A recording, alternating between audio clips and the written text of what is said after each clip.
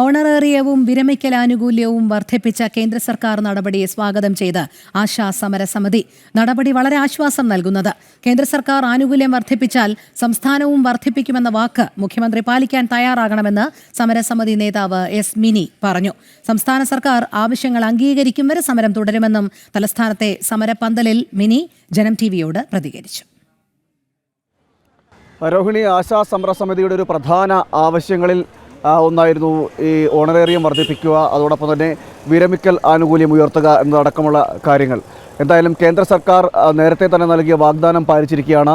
2000 രൂപയിൽ നിന്ന് 3500 ഉയർത്തിയിരിക്കുന്നു. 20,000 രൂപയിൽ നിന്ന് 50,000 രൂപയിലേക്ക് വിരമിക്കൽ ആനുകൂല്യം ഉയർത്തുകയും ചെയ്തിരിക്കുന്നു. ഇപ്പോൾ നമ്മളോടൊപ്പം സമരസമിതി നേതാവ് കൂടിയായ എസ് മിനി ചേരുന്നുണ്ട്. കേന്ദ്ര സർക്കാരിൻ്റെ വാഗ്ദാനം പാലിച്ചിരിക്കുകയാണ്, ഓണറേറിയം വർദ്ധിപ്പിച്ചിരിക്കുന്നു. എങ്ങനെയാണ്? ഞങ്ങൾക്ക് വളരെയധികം സന്തോഷമുണ്ട്. കാരണം കേന്ദ്ര ഗവൺമെൻറ്റിൻ്റെ ഭാഗത്തു നിന്ന് അങ്ങനെ ഒരു വർധന ഉണ്ടായതിൽ 18 വർഷം മുമ്പ് ആരംഭിച്ചപ്പോൾ നിശ്ചയിച്ച ഇൻസെൻറ്റീവാണ് നിലവിലുണ്ടായിരുന്നത്. അതിനകത്തൊരു നേരിയ വർധനമാണ് വരുത്തിയിരിക്കുന്നത്. എന്നാൽ പോലും ഞങ്ങൾ ഈ സമരമുഖത്ത് നിന്ന് നോക്കുമ്പോൾ ഞങ്ങൾക്ക് അതിനകത്ത് വളരെയധികം അഭിമാനമുണ്ട്. രാജ്യത്തെ 10 ലക്ഷത്തിലധികം ആശാ വർക്കർമാർക്ക് പ്രയോജനം ചെയ്യുന്ന ഒരു നടപടിയാണ് ഇപ്പോൾ ഉണ്ടായിരിക്കുന്നത്.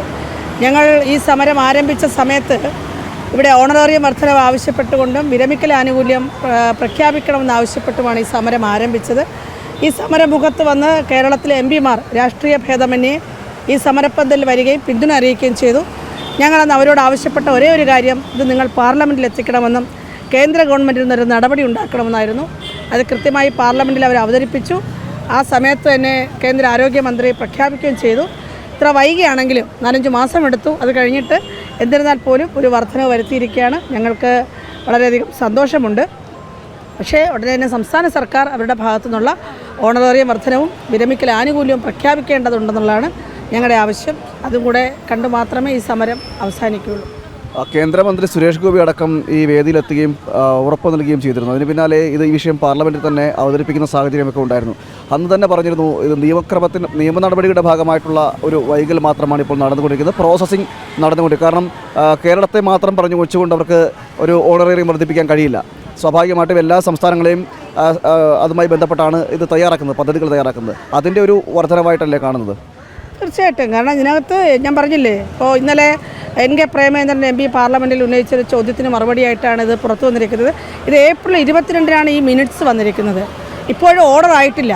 നമ്മൾ പറയുമ്പോൾ ആ വർധനവിൻ്റെ ഓർഡർ ആയിട്ടില്ല, അത് നമ്മളുടെ മുന്നിലേക്ക് വന്നിട്ടില്ല. വരും ദിവസങ്ങളിൽ ആ ഓർഡർ വരുമെന്ന് തന്നെയാണ് ഞങ്ങൾ പ്രതീക്ഷിക്കുന്നത്. ഇതിനകത്ത് എല്ലാവരുടെയും ഒരു കൈമയും മറന്നുള്ളൊരു പ്രവർത്തനം ഉണ്ടെന്ന് മാത്രമേ ഞങ്ങൾക്ക് പറയാൻ കഴിയുള്ളൂ. കാരണം ഈ സമരം 168 ദിവസം പിന്നിടുമ്പോൾ ഈ കേരളത്തിലെ മുഴുവൻ സമൂഹവും, മുഴുവൻ മനുഷ്യരും ഞങ്ങളെ പിന്തുണച്ചു.